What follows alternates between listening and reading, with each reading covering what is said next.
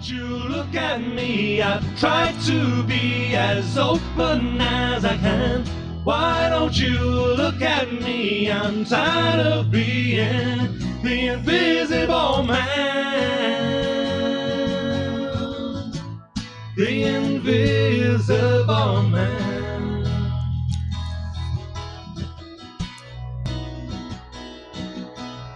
Oh, the invisible man. Well, hello everyone, and welcome to another edition of The Invisible Man. My name is Mark David Stallard. If you're as you're watching right now, if you're watching live or you're watching after the live event, please like the stream, like the show, share, subscribe, and do all that other good stuff. And of course, I'm joined as usual with my very good friend Ryan Jans.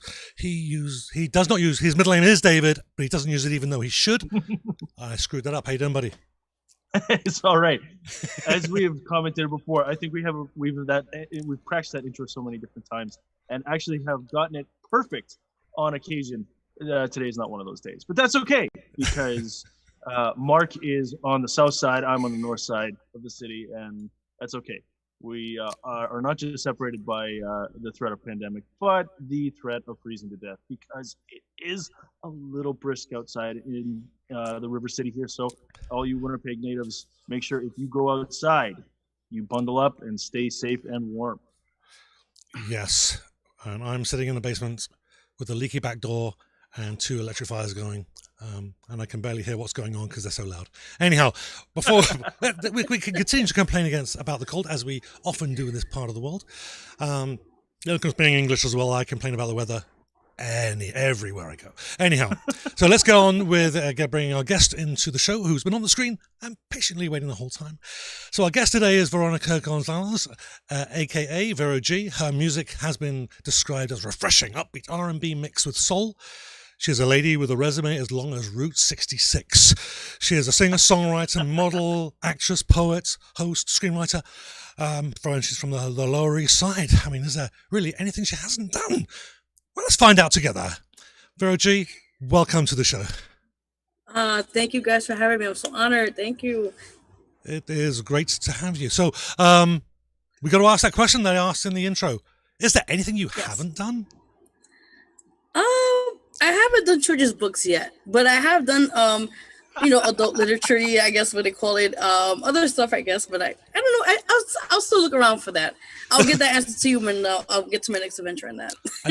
and that goes just to show just how much how active you are and how many fingers you've got in how many pies. I think you know what I mean. Yes. Very impressive. Very impressive. I'm so pretty happy to have you on. We are not going to run out of things to talk about, I suspect. But first, let's start the show how we normally do. Is maybe we can just get you to just say a little bit about yourself, if that's possible, having done so much. Definitely not a problem. So as you guys kind of put more information on that, I am an artist, entrepreneur, radio host, and TV as well. I am a published author. They mentioned that I just do a bit of hair, acting, plus size model. I try to tap into everything as I can. But basically, I originated from Lower East Side, it's downtown Manhattan as we speak, and I'm still living there. I moved from Bronx and back to Manhattan as well sometimes. But overall, I love what I do. I just want to embrace people. What I basically do is I inspire other artists out there, anybody in the entertainment industry, to pursue their dreams. No matter what you're going through in your obstacles, you could overachieve anything in life if you really put your heart and soul into it, and be consistent. That's key to be successful. But otherwise, I have a lot of projects I will talk to you guys as well for your listeners, and all the great things I'm doing alongside as well. That's fantastic. And just so you know, we have a fairly inquisitive audience, and I see a question already come up in the chat. So we'll go through the early questions, and then we'll hand over to the audience, and we'll see which other ones build up. So thanks, Shalene, for your question. It is noted. We will read it out shortly. But I think one of the things that's a new record. It's been 3 minutes, and we've got a question from the audience. That's a new record. Hey, I'm honored, man. This is I like it. Thank you. So let's kind of start at the beginning. I've got a few things that interest me personally. Bringing it down. So there are a few things that interest me personally, pretty much about every. How do they get started? And I like to find out a bit about the creative process as well. But so the first is, how did you realize, or how young were you when you realized that you had a talent for music? Yes, I actually at the age of 7 years old, I always been instilled with my parents and my family, always told me like to believe in yourself. That's how I got that foundation. And at the age of 7, I was home watching TV or listening to music. That was always a part of what I done. Usually Saturdays, me and my family will clean the house, the chores and stuff like that. It was kind of routine-ish. But down the line, it started something that it gradually it got into a point in my life where it was essential. And especially with music. And I just love hearing all types of songs, all types of genres and everything. And I just, something in me said, I could do this, especially at the age of 7, you're young, you're still kind of like trying to figure yourself out. And down the line, as we speak, I just started continuing songwriting at an age, I think I was in 9th grade at 14 or so. I started doing my first song, which was called Teardrops. And I just continue on writing. I was in the poetry club. Down the line, I actually was in my school choir. We actually won the first, like how you call it, the talent scout or talent show or something, where we won first prize. It was a great, amazing experience with that. Down the line, I actually worked with Al Sharpton with the Change Choir for some time.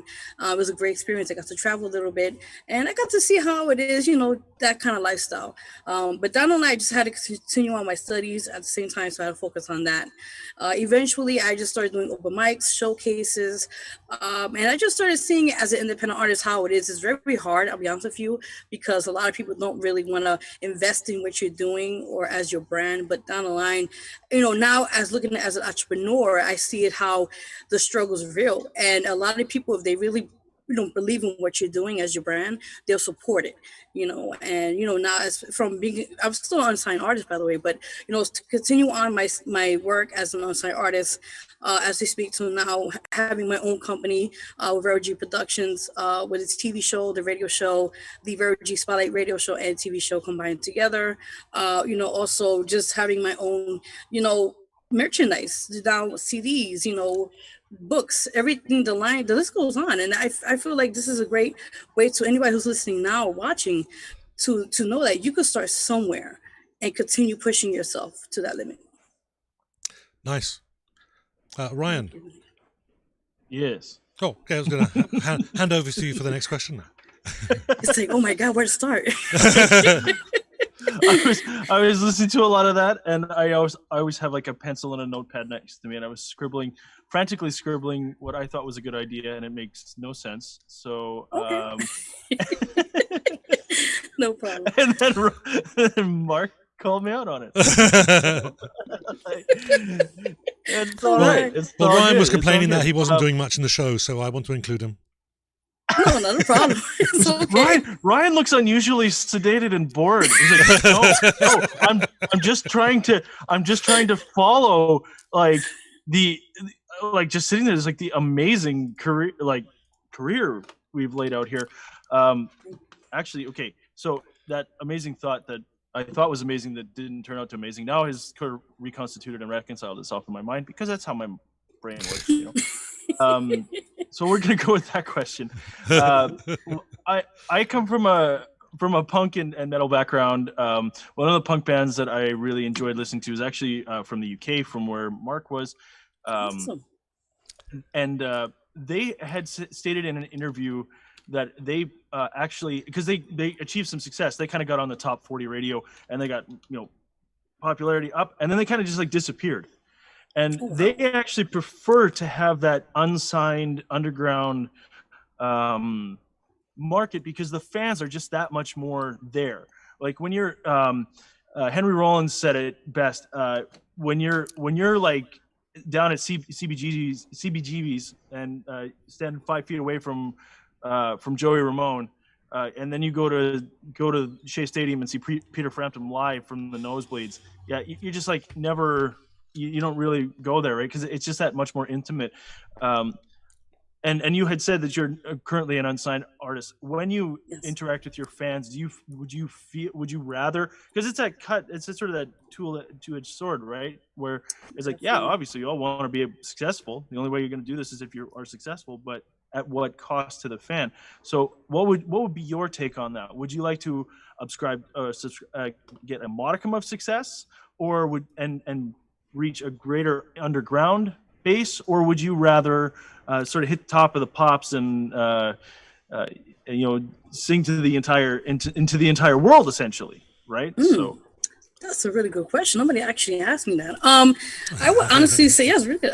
Actually, I would say I would like to have a combination of both, actually, because you don't really see that. Like, being the underground scene for a long time, I've seen where, like you mentioned, exactly right. You're more intimate with the artist. You're on stage, basically next to them, and you get to see their performance, and you get to actually interact with them afterwards. And then so. But especially with mainstream, everything is sold by the book, and so politics, as they call it, and you be lucky if you have to pay so much money for VIP just behind the scenes to take a quick picture and say hi to them. I want to be as maybe breaking those barriers down, especially between indie and also with mainstream, where we could have a little bit of both, where the artists, they're paying to see you in a concert, they should get the privilege to interact with you, not just because they pay a substantial amount of money to just see you for 5 to 10 minutes, have a quick conversation and leave out of there. It's more of like you said, intimacy, like to get to know your fans, because they're basically supporting you in what you're doing in that sense. Right on.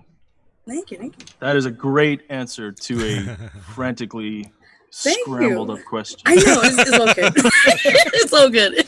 Yeah, I think what we can do is now would be as good a time as any, so I don't get caught in the middle of a thought here. Is we do have a couple of questions in from before, as we said, from our audience member, one of our audience members, Shalim, who is a avid music fan.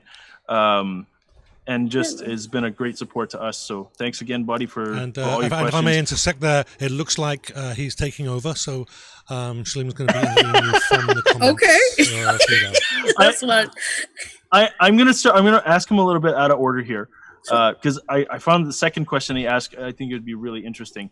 Because Mark and I obviously are a completely different genre from that soul R&B thing, and we have a way that we work together. It's this wonderful collaboration that's just we did like 2 jam sessions and we just were able to lock onto each other like that, right? Love it. So the question is, how do you go about writing a song? Do you have a melody in your head, or do you think of your background music or a track or a specific drum beat? Because I've listened to a lot of your tracks and they do kind of go into that R&B and into some hip hop as well. Do you come up with that sort of that particular beat? Like, what's your process here? That's a good question. All right, so usually how I do it with the process is usually I will just have a concept, start brainstorming, what words I want to put together or how the structure of it, and then it's usually the main factor I always say is the instrument, like the instrumental, as they say, or the beat. It has to like get to me. Like you hear beats and you're like, that's kind of karaoke-ish, or that's kind of like not for me. And when it's something that gravitates to me, I have to keep playing it until I start putting everything as a whole entire song itself. It's a process, but eventually when the song comes to play and the beat is right and the lyrics are together, well done, I feel like I'm a perfectionist, so I have to make sure everything sounds right. Want to make sure it's marketable, and at the same time it's put out there so people could appreciate it. So yeah, I definitely would have put that all together now. Cool. Mark, go for it. You can ask the next one. Well, okay. Fire away. Well, I'm going to start Shalim's questions at the beginning, actually. So, and I'm going to tag mine on. So he's asking, who inspired you to make music? And I suspect that is more of a personal. Is there anyone personally that inspired you? But I'd like to extend that a little bit further. What's music? Or which other artists inspire you? So it's a two-piece question there. Sure. Okay. So the first question is, basically my musical influences. The list goes on, but I could just say a few top of my head.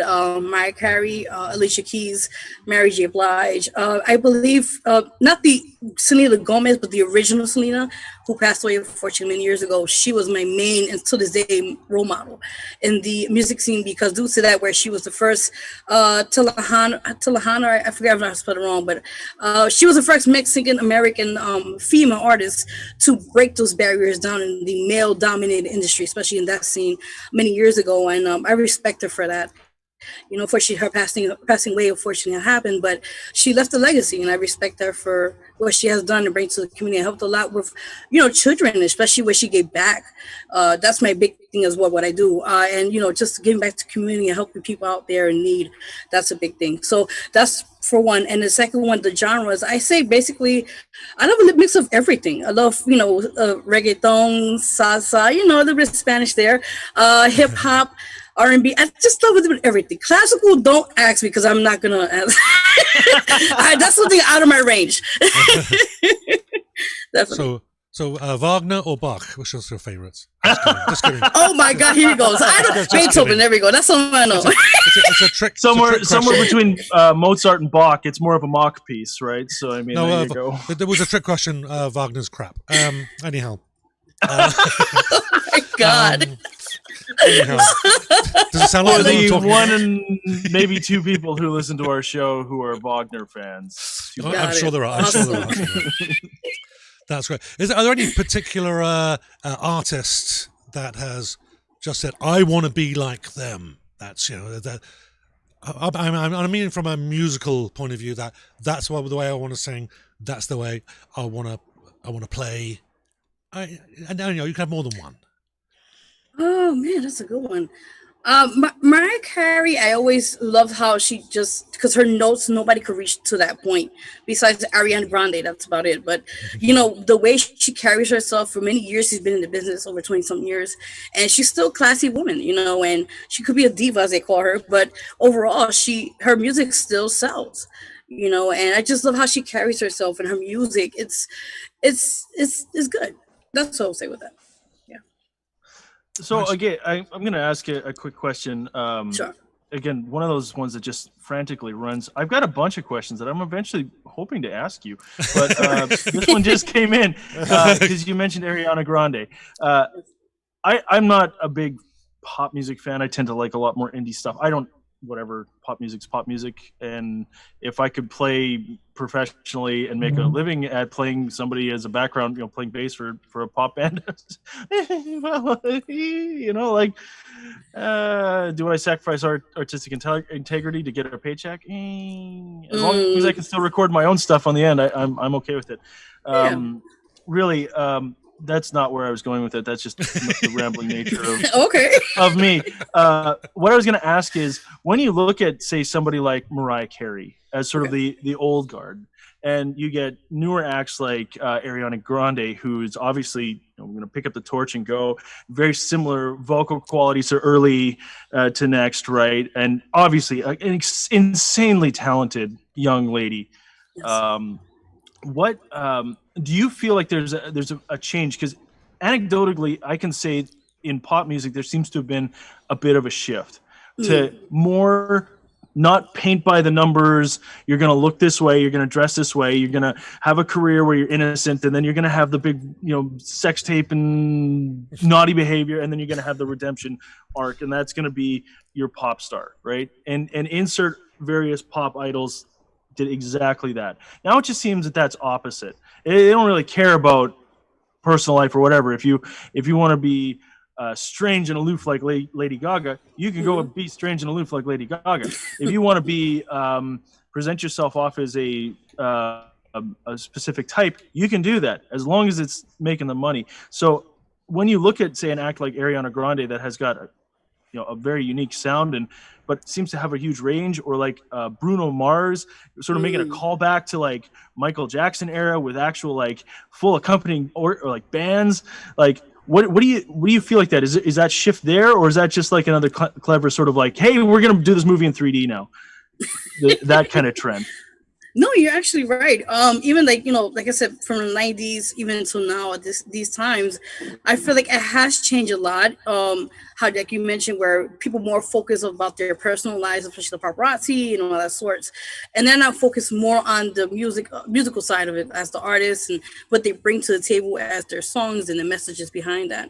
I feel, you know, back then the days they were like off limits as a sense of, you know, disrespect the artists, and now they're, like you mentioned, they're focusing more on other things, which is not really based on what the artist could bring. It's more what the artist, excuse me, what their musical talent is.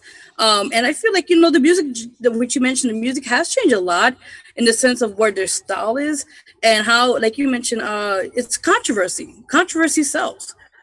This is what it is. End of the day, you know, their music could be for years to come a legacy, meaning that song could be a one-hit song, but it could lead on to another 20 years. I mean, so it varies. It varies, but especially with pop, it's more like what you mentioned. You're on point with that, where it has changed a lot in that sense.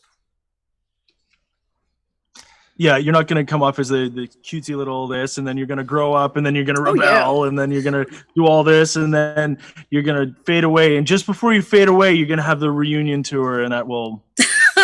No, it's changed a lot. Yeah, yeah. I think it has. Having grown up through the '90s, that is definitely that was definitely the pattern. Of what had gone. Growing up in the 90s, you children. Sorry. Oh my! It's those our age. Okay.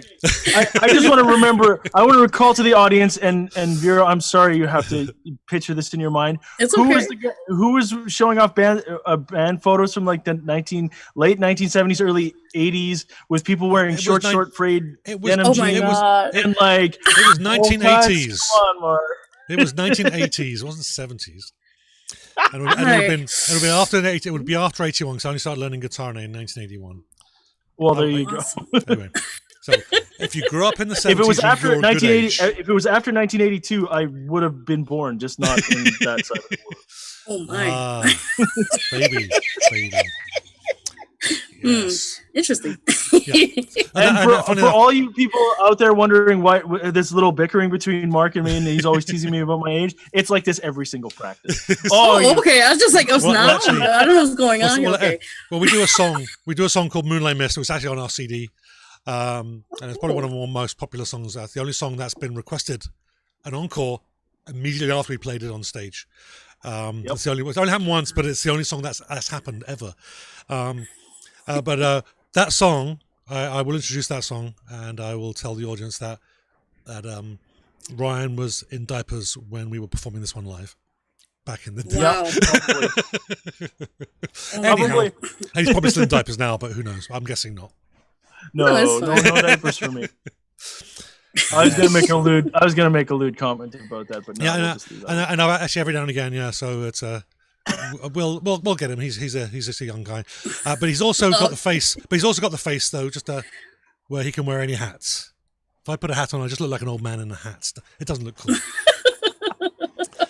Well, anyhow, this is practical. I mean, look at this. I mean, so it's okay. I kind of have to put it on. Sorry, it's cold down here, so I thought it was nighttime. I thought the moon came out. Here we go. The eclipse is happening. Oh, Claire. Anyway. Oh my gosh, this is awesome. Yes, and so yes, ladies and gentlemen, if you're wondering why the CD is delayed, this is every practice that we. It's coming. Honestly, it is coming. All we're waiting for, funny enough, still me. All I'm waiting for are the bass tracks. Come on, Ryan. Yeah. Anyhow, let's get back on track again. So I just want to catch everybody up. We have our special guest today is Vero G. If you've just joined us or you've joined us late, and I just want to encourage you to like, subscribe, share, follow, and whatever else that you do on whichever platform you're watching on. And if you want more information about our wonderful guest, then you can check out the description for the stream, whichever platform you're on. If you're on YouTube, you can look down. If you're on Facebook, look up. It's all there. Nice clickable links. Okay. Now, there was a question that came up which I thought was really interesting. Oh, in front of me. What about your music is this is from the audience. This is from Shalim again. What about your music is rebellious, unconventional, or unusual? Ooh, that's really good. Okay, I'm writing that one down. That's a good question. Definitely. So definitely to answer that question, I would say my music is a little different than anybody else's. The way I say it is because I like to have songs that have messages behind it. So everybody's doing love songs. Everybody's doing the rap game where they rap about drugs and sex. Listen, it's great. It's great, but everybody else is doing. You want to stand out. So with my music particularly, I like to talk about things like, for example, I am a domestic violence survivor, and I have talked about a song, I believe, which is not mistaken, it came out I think last year or this year. Actually, on this album, I had to put a cheap plug in here. Victory album. Oh, go ahead, plug. Yes, thank you. Okay, Victory album, which is out now on all digital platforms. You guys could get a copy. I do have hard copies. If you're interested, just hit me up. I'll tell you my social media later on, so you guys can find me, all that sorts. But yes, this album, it's amazing. 10 songs on here, and I hope I had it here. Yeah, hope I had it here. Okay, awkward. Anyway, so the other song, the one I mentioned before, I forgot the name of the song. Look at that. How should I forget? Anyway, but this song, it's amazing. It talks about domestic violence, and it's an amazing message behind that. If anything, I'll get the song later for you guys for that. But back to what I was saying. So that song, it's amazing. The other song actually that I did, it's called Through Their Eyes, is on this CD here, and that's talking about Black Lives Matter. So the things that we could relate to, things that are happening now, we need to talk about. The other one is called Fighter, which is already out, guys. You can check that out. It's an amazing video which talks about being bullied, or women who had cancer. It's about different things, domestic violence, rape, things that people have encountered and didn't want to talk about it. This is something that I felt, especially now with COVID, that has been happening since last year. We need to talk more about things that are going to be pushed the limit, and tell people that it's okay, you went through it, you're not alone with that. Well, that actually is a perfect segue, because I had been coming up with this question, and it's it's a pretty heavy question, and so that actually works out really well. I'm glad that you had tied in, and actually I'm really grateful that there's music like that where you can talk to survivors and talk to people and empower. So when we look at sort of the R&B, hip hop, and and rap genres in a whole, you do see a lot of very toxic relationship, particularly in the side of toxic masculinity. And I'm a daughter. I have a little daughter who's 3, going to be 4 this year, and just daddy's little girl, right? And this idea of toxic masculinity, I can see it creep into my life through influences I may not have been aware of. So it's something that I, obviously don't want that. And we got a little baby on the way, and it's going to be a little boy. So now I have to model how to be a good guy, right? Yes. So this idea of toxic masculinity, how do you go about combating that? I mean, I guess you've sort of answered that in a way. Maybe we can expand on that a little bit better, and just sort of go a little deeper with that, because it's prevalent everywhere. And it doesn't. It's in punk music. It's in metal. It's in every genre. You could make the point that pop star arc is just an extension of toxic masculinity. So let's take that question a little further. How do we take this rebellious, unconventional music and turn this particular issue on its ear? Yes. Briefly, this is a little off guard what you're asking, but what I do, I just did a documentary, which I guess you'll talk about it a little bit later, but it's called Through the Eyes, The Mask Behind the Mask. And actually I have a docufilm called Trials and Tribulations, which just got out this year, I think January or February. And it talks about, the first one, it talks about survivors, domestic violence survivors. We filmed them with their stories, talking about basically what their experience was. And it was through male, the men do go through it, men, females, and children. So it's a family dynamic. And it also talks about the different concepts and how they overcame it, or how they overcome the situation. And we have a lot of resources on this documentary. It came out last year. And a big shout out to Shauna Gordine. She's the co-producer of this amazing docufilm, and Empire Media as well, and myself, and all those who partake on this amazing docufilm. Definitely check it out. It's very heartfelt, inspiring, and it's going to motivate a lot of people out there. But going back to what you mentioned, I feel, as being a domestic violence survivor, your story has to be told.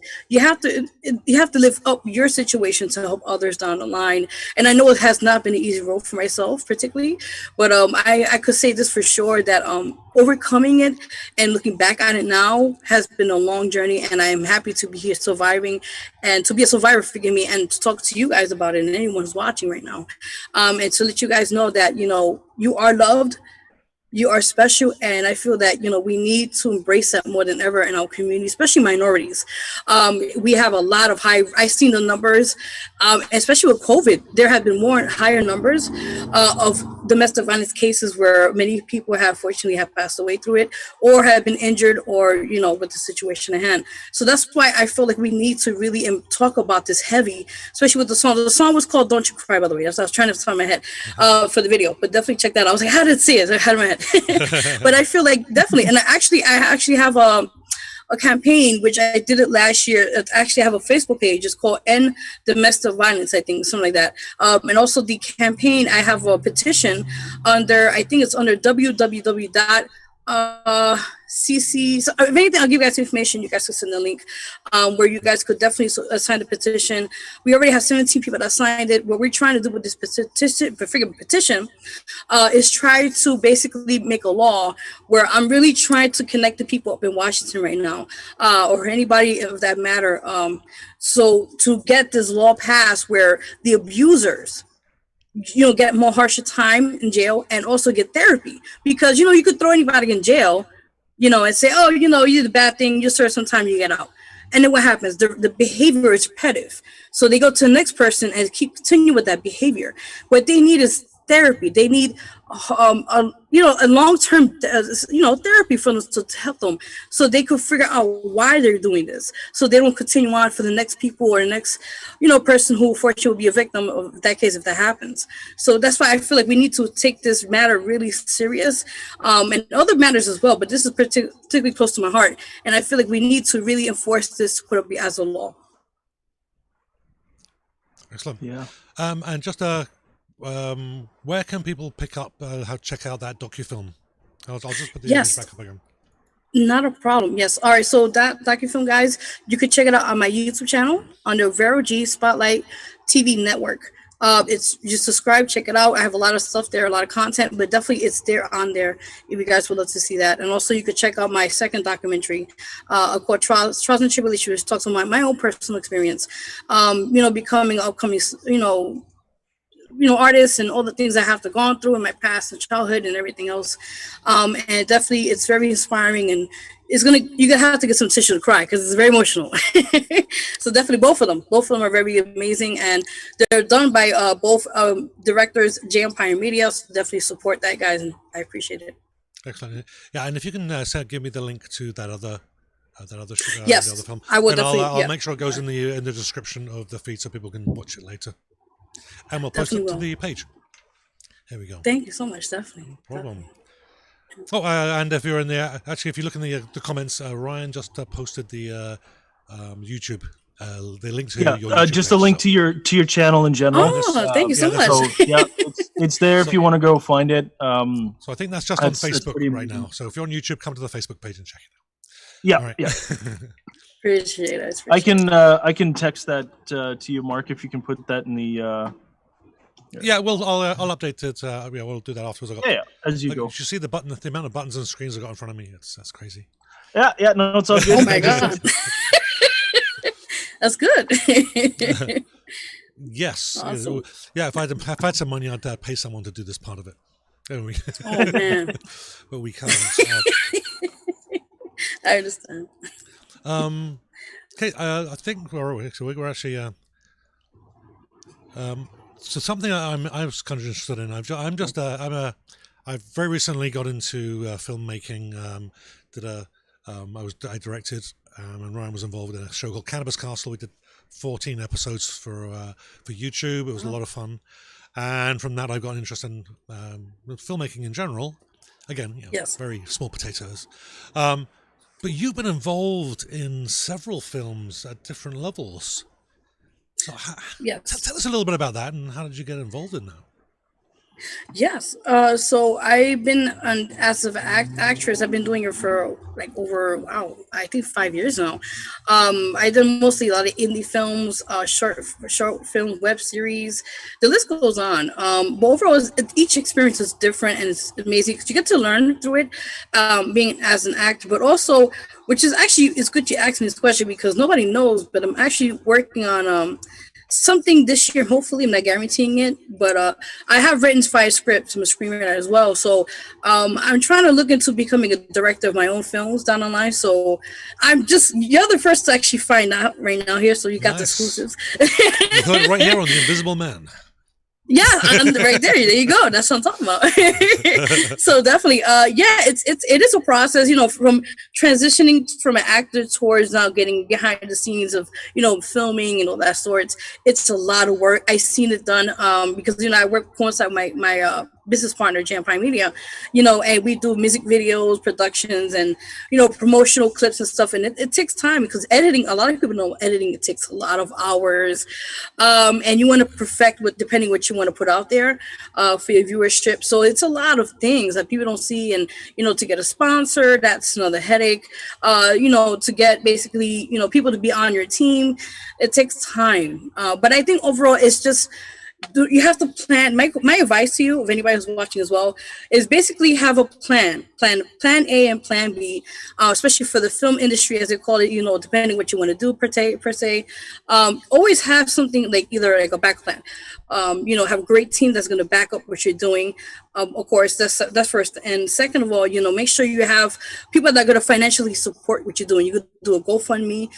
You could do a Kickstarter, I think they call it, and anything that's going to help you, because people want to see that. They'll get involved if they see what you're doing. Let's say you have a trailer, or you have something of a promo and you put it out there and you keep promoting it, and people are like, oh, that's really cool, and then they'll contact you, either through your social media outlets or whatever you want to call it, and then they'll tell other people about it, and that's also word of mouth. So it's other ways you could get out there. You don't have to have a big like say MGM Studios or a big these big people out there in LA to support you. You could start small, and I've seen how it gradually gets to the point where you could be out there in film festivals, and that's another thing. You could submit also to film festivals, and you never know who could watch what you're doing and support.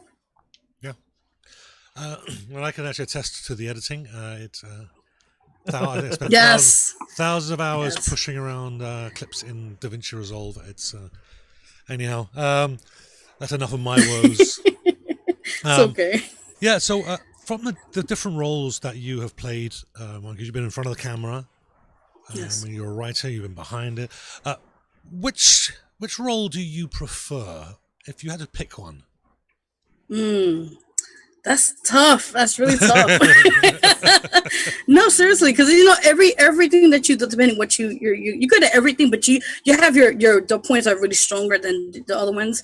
I would say I love writing. I love telling a story, especially with the music. That's my thing. The music thing that's my personal first thing before anything. Just telling stories and inspiring people, and then with my scripts and my hopefully putting out there, hopefully stories and stuff like that. I just want to inspire people and just uplift them. Nice, excellent. Thank you. Brian, you want to jump in? I was just actually looking up. We were talking about. We were looking up. You were just talking about your film star history, and one of them, I was looking at the list of things that you've done, and there's one that came up recently. Has been in 2 other films in movie Horror Affair. My God, that was a while back. Yes. Oh. Of all the ones that kind of jumped out at me, I was like, okay, yeah.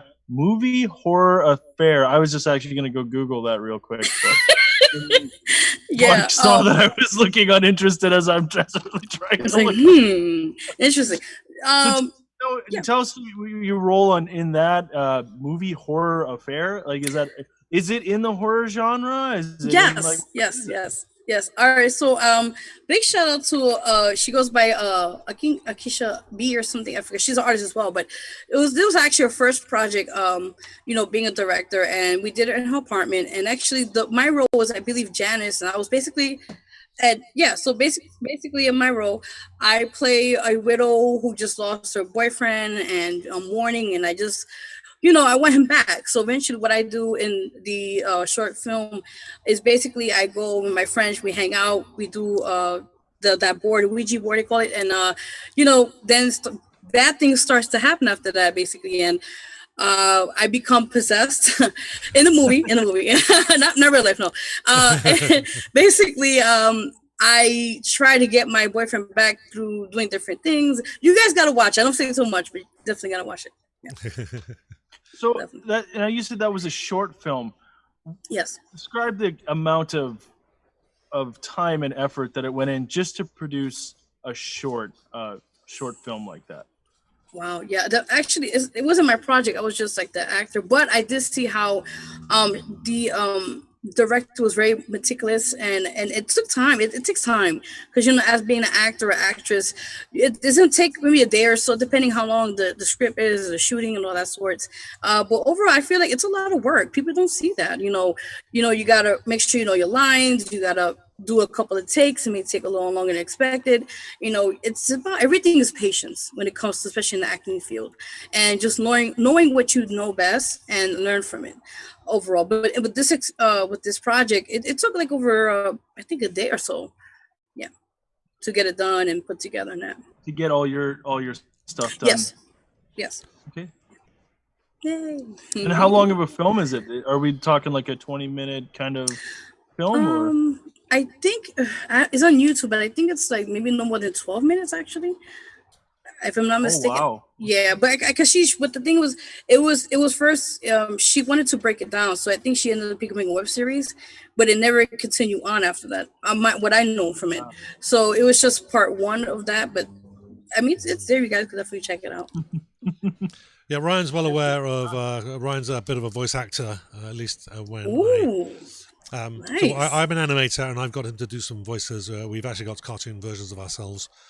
So I've made Ryan sit the hell, do his line. He doesn't have a lot to say, and I'll say, "That's great, do it again. That's great, do it again. Okay, this time a little bit more exactly. pathos." And I just keep going, and it could be a 2 minute line that he's got to go through in total, right? And yeah, we're there 2 hours later.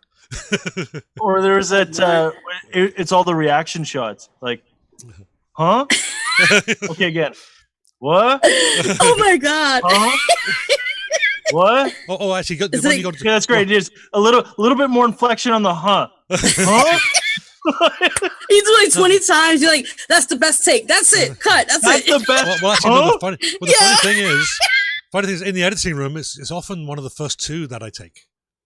See, there you go. That's perfect. And then I'm sitting there thinking, like, how do I inflect this better? Oh, there's an acquaintance that I had a number of years ago when I was in my 20s, like, and she was from Washington, right outside Washington D.C., and it would be like, Hannah, can you pass me that? Huh?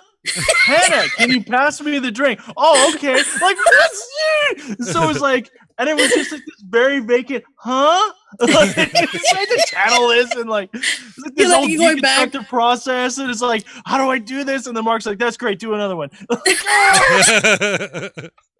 like, you're tormented now, no more. No, my favorite one, Ryan. Let's see if you can do it.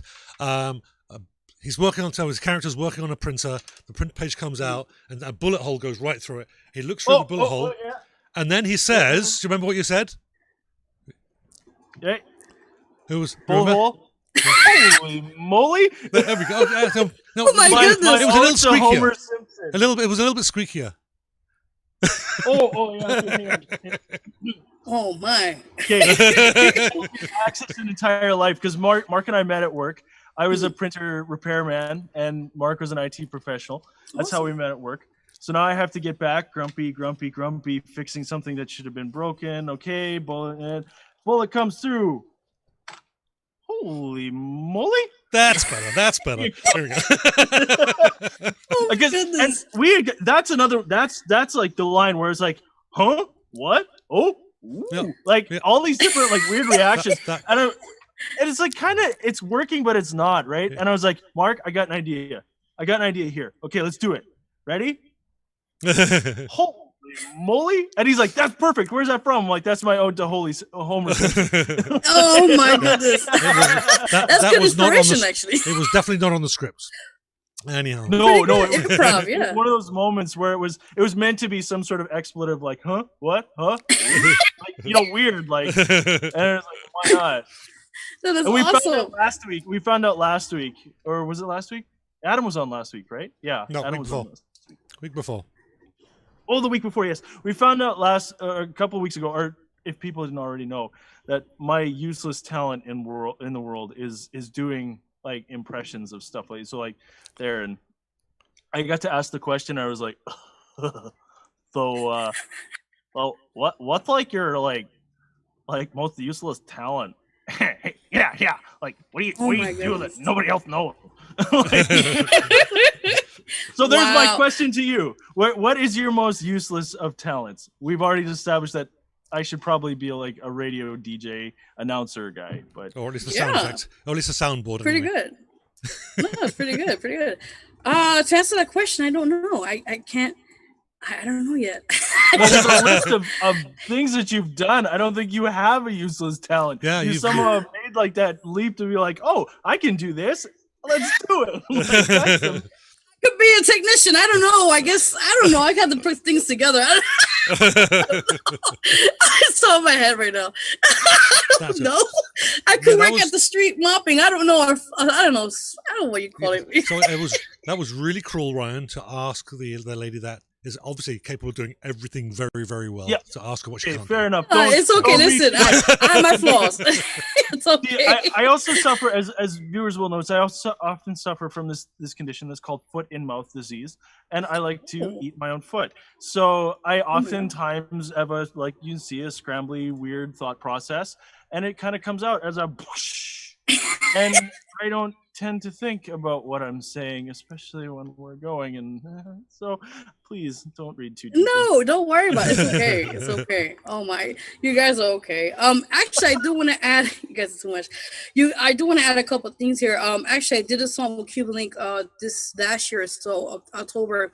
The video is out there. It has like over, I think, 16.k views, I believe, on my Vero G Vivo on YouTube. You guys can check that out. It's called Come With Me, featuring Come and Vente Conmigo. It's like a bilingual reggaeton kind of song there. You guys could check that out. Really appreciate that. And check out my other books. Why not? So as you guys can see, talking about acting, this is an acting book I made. It's Acting 101 guidebook for actors. And it talks about, things I personally went through where, you can help you, any upcoming beginner actor, what tools, you could use and stuff like that can help you be successful and other sorts. So you guys could check that out at www.amazon.com. Also, my other book is called Crying in the Dark. It talks about going through a lot of things. I do suffer through mental health issues, but I feel like utilizing that with my story here will help anybody to let them know that it's okay to talk about it. I know it's a stigma.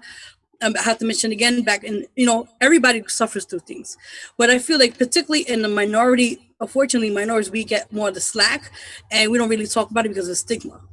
So with that said, definitely check out this book. It's called Crying in the Dark. It's also at Amazon.com. Also, guys, I have my Vero G. As you guys know, also I have a magazine company. It's called Vero G Spotlight Magazine. And on this issue, February's issue, we have the vice president, female first. Let me correct that. First female vice president of the United States, Kamala Harris. So I'm honored to have here, especially honoring Black History Month, as you know, and other great people on this issue. So support that at www.madcloud.com. And also, like I tell you, I would do a lot. So I also have winter gear accessories that they call it. I have hats for the Vero G Productions. If you guys can see that, I got all colors here. I got orange, black, blue, a few. Oh, I got one of those my way. It's all right. What's up? Well, you have to find me on Facebook. Well, you find me on Facebook. We'll talk. I got hoodies. I got jackets. I have sweaters. For now, I have that for now for the winter, especially now it's still cold there and everything. So why not? Why bundle up with the Vero G Production kind of gear? Yeah. What do you call it? So you have links to all that on your websites? I do. I'm Instagram. You see everything there. But if anything, just we could talk and I could send it to you where you could find that. And yep. Yeah. Okay. Just for the audience, so they can find your Instagram. I guess if they find you on Facebook, you're linked to Instagram there, I believe, and yes. I think your Facebook does have links to all the social media as well. Yes, definitely. So I think we should be good there.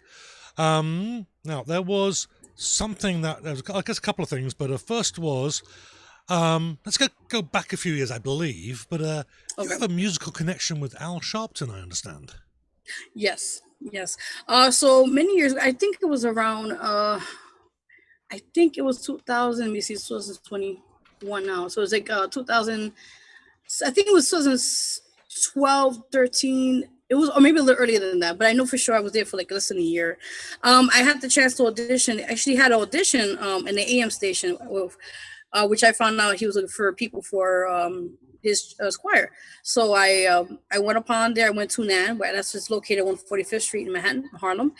I think it's National Action Network. That's his, where his headquarters are at. I went there. I auditioned in front of him and a few other people that was there as well. I was nervous because I was like, oh my God, it's Al Sharpton. This, he's known. He's been for a while, and, whatever. So I was like, okay, I left. I didn't get a call back, no email. So I said, all right, I tried, and eventually, I think within a month after the auditions, I got an email. And they were saying, basically, I opened the email and it said, welcome, congratulations. You have been selected to be a part of the Change Choir. And I'm like, oh my God, and they gave me the dates to start. I was ASAP in there. So did you squeal like a schoolgirl? Yeah, I was like, I said, oh my God, I can't believe it. It's like American Idol, but like, one of those. No, but no, it was really great. And we did rehearsals. You know how that sorts is. Rehearsals. We did. It was like, I think it was every 2 Saturdays. We had to be there early in the morning because they have like their he has like his lecture and stuff like that with the people in the community and stuff. So it was really good. It was a great experience. I got a chance to travel with them, Washington D.C. We had an event right in front of the White House. I forgot what that event was about. I think it was something with the community or something happened really big. So we went there, we performed there. And then I also performed with them at the Sheraton Hotel in Manhattan, where they have like a Martin Luther King event. I think once a year they have something special at the hotel. And I got to meet a lot of celebrities there. I saw Robin Thicke. I saw Judge Mathis. There was a few other people there. It was really great. It was a great experience. Fantastic. Thank you. Okay, I just want to... We're coming towards the top of the hour, and although all this information is in the description for the show, so if you're on YouTube, look down, Facebook, you look up, and all this information there is clickable links. But for those of you who don't have access there, would like to jump in there quickly, you can find Vero G at verogmusic.com, on Facebook as Vero G 2884, and Twitter Vero 2884, and on Instagram as a Diva and Diamonds. And I take it, I can confirm that she does respond to social media tags and comments and messages and stuff. There we go. Let's get back here again before I be careful. I gotta click the wrong button. There we go. So thank you so much for joining us. It's been great. And I think that we've got way more stuff that we need to talk about. So maybe later in the year we can have you back on and we can ask all those other questions that we didn't get to. Oh, definitely. I just have to put a cheap plug as well. Just have to add it. As many as you guys are more than... Oh, I appreciate it. Yep. You guys, we have a radio show. It's every Wednesdays at 6 p.m. 7 p.m. at DTF Radio. You guys are more welcome to listen in, tune in, or you want to call in. We're at it's the Vero G Spotlight. Oh, thank you. Take out the picture. Vero G Spotlight Radio Show every Wednesdays, 6 p.m. 7 p.m. DTF Radio, guys. You could go on Google Play. It's free. DTF Radio app. Download it and check us out there every Wednesdays with myself, host Vero G, co-host Dalama, Gemini Stacks, and we have various DJs. Definitely just check it out. If you want to support all that, I appreciate that, guys. You also could check out our shows there on the YouTube channel on the Vero G Spotlight TV network. We're also on Roku, which is the same name, and also on Amazon Fire TV. So you guys could definitely support that if you can. I truly appreciate that. And we do a lot of great things. Like I said, we just did a back to school event last year in August. And even with COVID, I said nothing's stopping me. So we made it happen, and we gave back I think over 150 book bags and so forth, and reading books and food, all that. So I want to give back. That's what I do. And that's first. But overall, I just want to thank you guys for having me on the show. I'm truly honored. And just keep inspiring, and thank you so much for having me on the show. Yeah, thank you so much. It's been a lot of fun.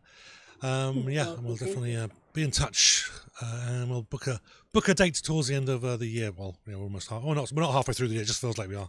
The year should be over already. So thanks again, and Chris, a very big thank you for the audience. Little quieter than usual today, but Shalim was on top form there, leading the show from the comments. Thank you so much, and we will catch you all next week on the Invisible Man show. We have Black Eyed Susie, Ian Krochak, and Jared Adams coming on. We're going to be, because I'll be playing some live music and we'll be doing a bit of a round table. It'll be non-stop music next week. Hopefully if Zoom doesn't make things sound horrible, which sometimes it does. But so that's next week. And of course we have the Welcome to the Madhouse every Wednesday at 2 p.m. Central, 8 p.m. in the UK. And then the Invisible Song Club on every second Sunday at 3:30 p.m. So thank you very much. And on behalf of Ryan and I, thank you very much, Vero G, for joining us. It's been fantastic. Thank you. And from Ryan and I, wish you all a very good rest of your weekend, and we'll catch you very soon. Thanks a lot. Bye-bye. Stay warm, stay safe. Yes, happy Valentine's Day. Yeah. Forgot about that. Happy Valentine's Day. Yeah.